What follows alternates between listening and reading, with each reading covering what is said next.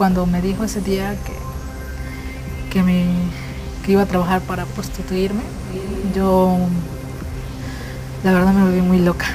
Me puse como furiosa y le empecé a decir y le dije que me dejara irme con mi mamá. Y entonces él dijo, no, dice, si tienes dos opciones, dice, te puedes ir, dice, pero ir en la calle o trabajar. Entonces yo no podía salirme y él me amenazaba. Hoy en Seguridad Total, trata de personas.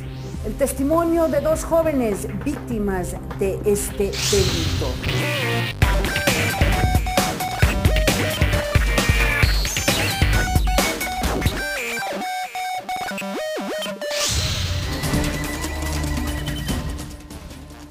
¿Qué tal, amigos? Yo soy Ana María Salazar, gracias por acompañarnos aquí en Seguridad Total.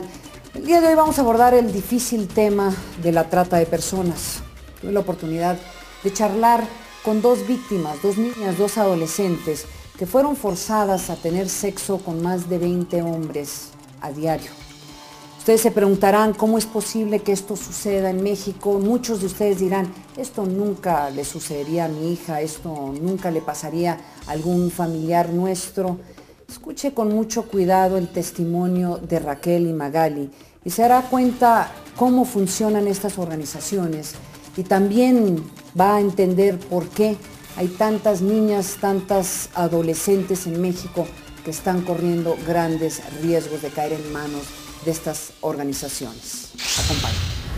Yo me salí de mi casa porque la verdad, por supuestamente ser una niña independiente y vivir sola, porque la verdad mi mamá siempre me consintió, me dio todo. Entonces me vine a vivir con mi hermana a Tlaxcala. Entonces de ahí empecé a trabajar en un lugar de mesera, un restaurante bar, luego de cargada. Ahí fue que pues conocí a Edgar Jicotencas. Lo conocí, entonces me mandó a hablar con una de mis compañeras y entonces estuvimos platicando y ya él me dijo que le diera mi número. No se lo di porque no lo tenía. Según el INEGI, aproximadamente entre 16 y 20 mil niños y niñas son víctimas de explotación sexual. Esta es una cifra verdaderamente escalofriante.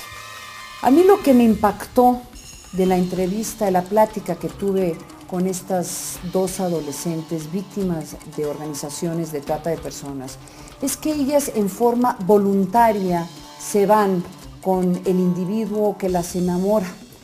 El problema es que una vez que caen en manos de estas organizaciones, es casi imposible escaparse de la realidad que les enfrenta, que es una vida de personas.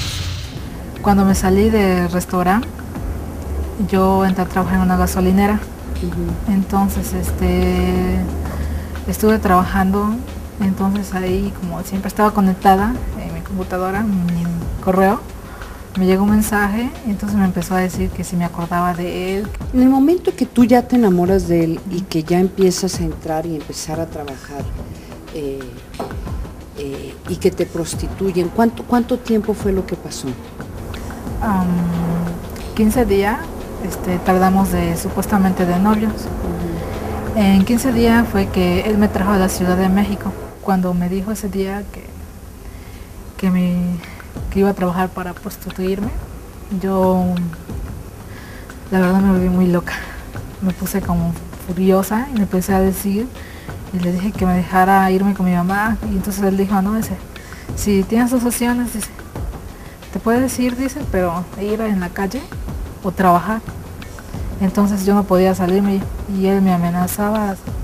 Yo le dije a él que eso lo iba a hacer, pero yo pensaba que prostituirse pues era en las calles, obviamente que sí es en la calle, pero que te iban, o sea, te subían en un coche y ibas a un hotel y regresabas al mismo lugar, pero yo como no sabía nada que era prostitución ni que era padrote, entonces yo dije, voy a aceptar, pero me voy a escapar, voy a pedir ayuda. Y donde yo trabajé fue en una casa y no tenía salida. Desafortunadamente ha crecido en una forma exorbitante la explotación sexual de niños y niñas en el país. México ya se le considera como un destino de turismo sexual y no me lo va a creer, pero a nivel mundial México ocupa el segundo lugar en producción de pornografía infantil. Entonces ustedes se han de imaginar el infierno que vivían a diario estas adolescentes que están en manos de estas organizaciones que las forzaban a prostituirse a diario. Continuemos con mi conversación con Raquel. Yo le entregaba 3,000 en adelante y una ocasión, porque estuve una ocasión que nada más le entregué 1,800, entonces él se puso bien furioso y me dice, no, ¿sabes qué? Tú me tienes que traer mañana, me tienes que traer super más de 3,000, y yo quiero tanto. 3,000 al día, a la semana. No, al día. Al día, 3,000 al día. Al día. Y si yo no llevaba eso, era algo horrendo. Yo comía una vez nada más al día. Y para ganarte 3,000 pesos, ¿con cuántos hombres tenías que estar? Con 20. Con 20. ¿Y estos hombres quiénes eran? Las personas que llegaban ahí eran desde albañiles hasta, poder decir que eran trabajadores de ferreterías, de bares, hasta narcos. Se han identificado aproximadamente 47 bandas en México que se dedican a la trata de personas. Lo que es extraordinario de estas dos jovencitas que entrevisté es cómo ellas logran escaparse de estas organizaciones, del infierno que estaban viviendo. Yo me escapé el día 8 de julio a las 12 del día. Su primo y Edgar Jicotencas Cortés, él me fueron a dejar al metro de la Merced. Entonces, su primo mandó a su primo porque dice que él se iba a trabajar ya. Entonces, su primo me fue a dejar para que yo me cruzara la calle. Y entonces él me dijo, hora de ti que no traigas hoy dinero, mamacita, tienes que traer mucho más. Y le digo, ajá, sí. Entonces, crucé la calle y entonces miré hacia atrás a ver si todavía seguía. Cuando vi que él ya no estaba, entonces yo, donde ellos me mandaban a trabajar a esa casa, yo dije, es mi oportunidad, ahorita vengo sola. Entonces me fue a un puesto de una señora que vendía ropas y le pedí ayuda, que me ayudara, le pregunté que si dónde había una terminal de ADO.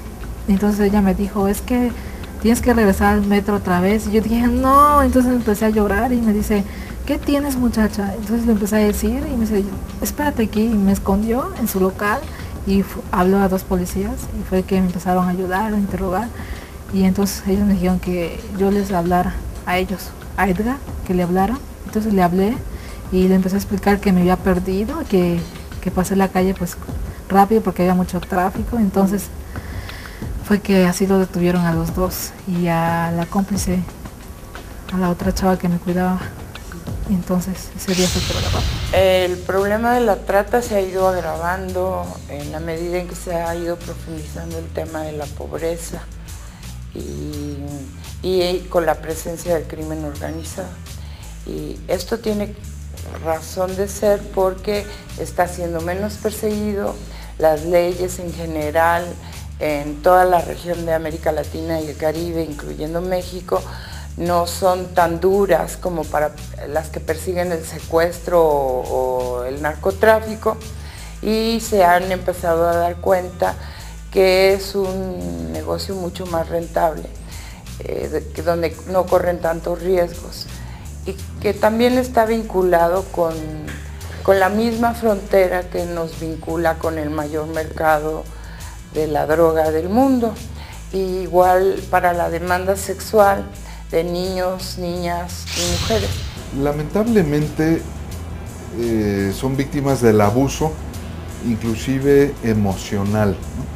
Hemos podido levantar testimonios de mujeres que fueron enamoradas por el tratante, en donde el tratante les propone el cielo, la luna, las estrellas, la saca de su entorno familiar, inclusive aceptan hasta casarse.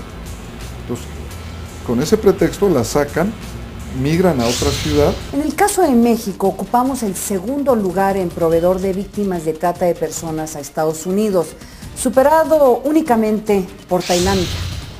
Y la trata de personas en nuestro país ha sido, o voy por partes, la trata de personas primero contempla tres grandes rubros, digámoslo así. Por un lado está la explotación sexual, por otro la explotación laboral y un tercer rubro que es más mito que realidad, pero jurídicamente está contemplado en la definición, que es el tráfico de órganos. Pero si nos concentramos en estos dos temas, la trata como una acción de explotación del ser humano en contra de otro ser humano desde las perspectivas laboral y sexual, pues encontramos que ni siquiera tenemos estadísticas. Donde hay más es en los puertos turísticos, donde extranjeros llegan y reciben catálogos de niños, de niñas, de jóvenes. Tenemos un caso donde fue en Acapulco, un hotel que ya fue incautado, unos dueños de un hotel donde fueron, y lo que es increíble es que dicen, bueno, es que eso es lo normal aquí. En México, el 50% de las víctimas de estas organizaciones de trata son niños y adolescentes. Otros grupos vulnerables incluyen mujeres, indígenas y migrantes indocumentados. Estamos hablando de 16 a 20,000 niños explotados sexualmente. Estamos hablando en trata laboral de más de 3 millones de niños agrícolas, mayormente agrícolas, pero niños que están siendo utilizados para trata laboral. Esto en el número de niños. En cuestión de adultas, lo que es muy grave es que muchas de estas mujeres, aunque tengan 18 años o más, los tratantes les quitan a sus hijos o tienen amenazadas a sus familias y verdaderamente están viviendo en una esclavitud, en una tortura diaria.